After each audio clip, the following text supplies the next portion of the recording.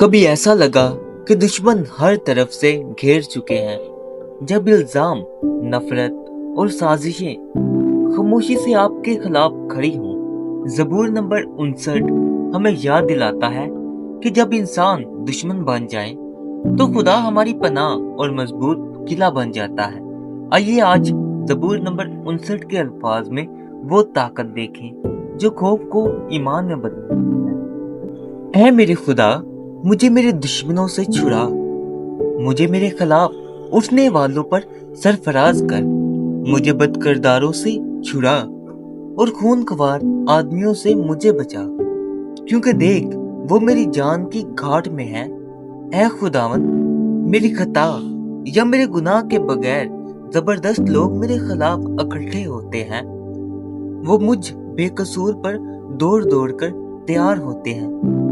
मेरी कुम्मत के लिए जाग और देख। ऐ खुदावन, लश्करों के खुदा, इसराइल के खुदा, सब कौमों के मुहासबा के लिए उठ। किसी दगाबाज खताकार पर रहम न कर। वो शाम को लौटते और कुत्ते की तरह भौंकते हैं और शहर के गिर्द फिरते हैं। देख वो अपने मुंह से डकारते हैं, उनके लबों के अंदर तलवारें हैं, क्योंकि वो कहते हैं कौन सुनता है। पर ऐ खुदावन, तू उन पर हंसेगा, तू तमाम कौमों को ठट्ठों में उड़ाएगा।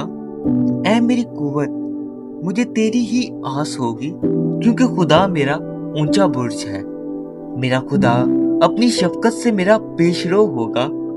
खुदा मुझे मेरे दुश्मनों की पस्ती दिखाएगा। उनको कत्ल ना कर, मुबादा मेरे लोग भूल जाएं। ऐ खुदावन, ऐ मेरी सिपर, अपनी कुदरत से उनको परागंदा करके पस्त कर दे। वो अपने मुंह के गुनाह और अपने होंठों की बातों और अपनी लान तान और झूठ बोलने के बाद अपने गरूर में पकड़े जाएं। कहर में उनको फना कर दे, ताकि वो नाबूद हो जाए और वो जमीन की इंतहा तक जान ले कि खुदा यकूब पर हुक्मरान है।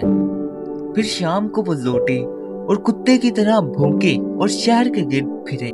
वो खाने की तलाश में मारे मारे फिरे और अगर आसूदा ना हो तो सारी रात ठहरे रहे। लेकिन मैं तेरी कुदरत का गीत गाऊंगा, बल्कि सुबह को बुलंद आवाज से तेरी शफकत का गीत गाऊंगा, क्योंकि तू मेरा ऊंचा बुर्ज है और मेरी मुसीबत के दिन मेरी पनाहगाह। ऐ मेरी कुव्वत, मैं तेरी मदद सराई करूंगा, क्योंकि खुदा मेरा शफीक, खुदा मेरा ऊंचा बुर्ज है।